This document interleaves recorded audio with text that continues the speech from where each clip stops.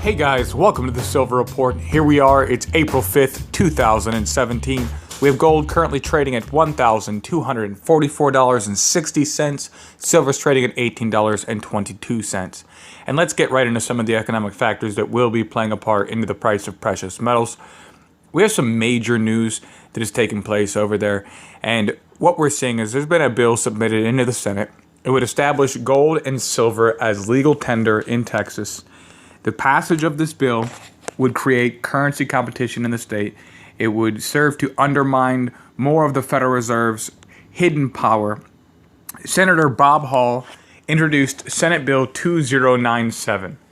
The bill includes a number of provisions to establish gold and silver as legal tender in Texas. It declares specifically that certain gold and silver coins are legal tender and prohibits any tax, charge, assessment, fee, or penalty on any exchange of Federal Reserve notes for gold or silver. The bill authorizes the payment of taxes and fees in gold and silver in certain circumstances. It would also prohibit the seizure of gold and silver by state authorities. SB 2097 also includes provisions relating to gold and silver clauses in contracts.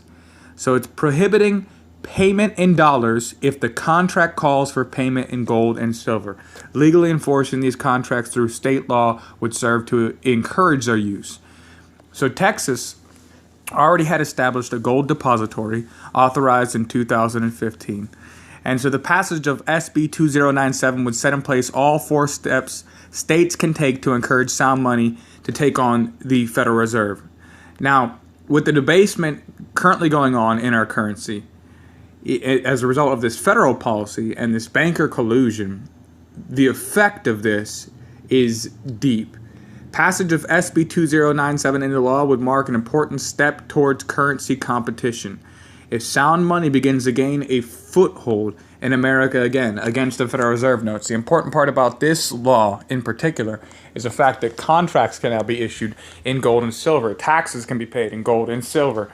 And so say you're a contractor and you have a contracting business and you want paid in gold and silver, they no longer can pay you in dollars.